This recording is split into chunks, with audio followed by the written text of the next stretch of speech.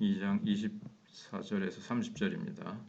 이에 다니엘은 왕이 바벨론 지혜자들을 죽이라 명령한 아리옥에게로 가서 그에게 이같이 이르되 바벨론 지혜자들을 죽이지 말고 나를 왕의 앞으로 인도하라.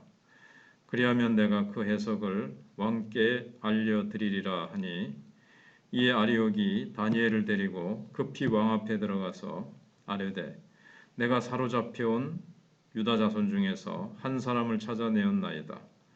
그가 그 해석을 왕께 알려드리리이다 하니라.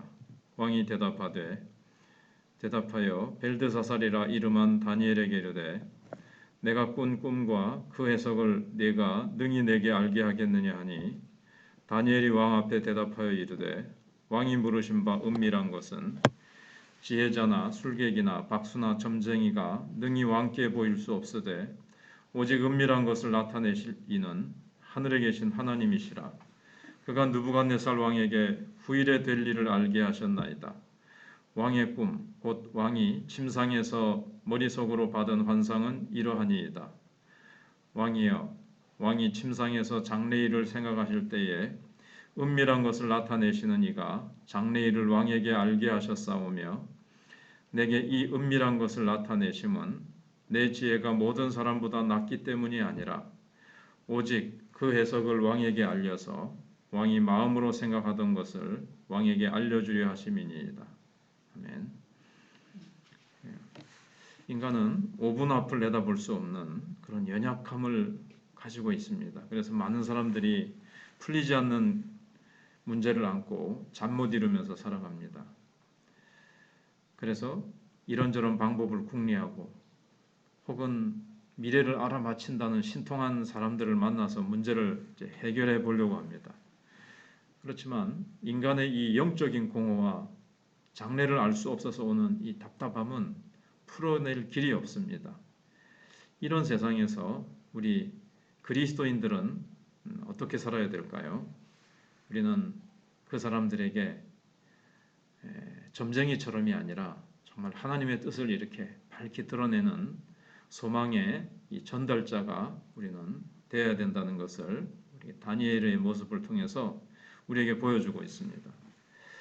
느부갓네살 왕은 이해할 수 없는 꿈에 시달리면서 정신분열증 환자처럼 막 이성을 잃고 급기야 자기 꿈을 해석하지 못하는 지혜자들을 이제 막 죽이기 시작했습니다. 거의 다 많은 수가 죽은 것 같아요. 그런데 다니엘과 세 친구도 이제 죽음 앞에 완전히 이렇게 절체절명의 위기에 이제 탁 놓인 겁니다. 그때 다니엘은 왕 앞에 단대히 나갑니다. 다니엘의 이런 용기가 어디서 나왔겠습니까? 허세를 부리는 것도 아니고 겸손하게 기도하면서 하나님의 지혜를 의지하면서 확신과 용기의 걸음을 내딛고 있는 겁니다. 사람의 지혜가 지금 벼랑 끝으로 내몰리는 상황 속에서 다니엘은 하나님의 지혜, 그걸 딱 붙들고 하나님이 주신 지혜, 이걸 딱 붙들고 나갔습니다. 며칠 밤을 지새우면서 잠을 못 이루던 이 왕이 다니엘을 만나서 제일 먼저 한 일은, 한 질문은 네가 정말 이 문제를 풀 수 있느냐 이렇게 이제 물어본 거죠. 다니엘은 아주 명확하고 단호하게 어떤 지혜자도 이건 풀 수 없는 문제입니다. 오직 하나님만이 이 문제를 해결할 수 있고 하나님은 다 아십니다. 이렇게 이제 대답을 합니다. 또 다니엘은 지금 왕은 다니엘에게 초점을 맞추고 있는데 다니엘은 하나님께로 그 초점을 싹 돌리고 있죠. 왕의 관심과 기대를 다 하나님께 돌리는 겁니다. 왜냐하면 하나님의 영광이 드러나야 새로운 역사가 시작될 수 있다는 것을 잘 알고 있었기 때문에 그렇습니다. 다니엘은 자신이 하나님의 계시를 드러내고 전달하는 통로고 도구일 뿐이지 하나님의 영광이, 하나님의 임재가 이 느부갓네살이라는 세상 왕 앞에 나타나야 된다는 것을 소망했기 때문에 그렇습니다.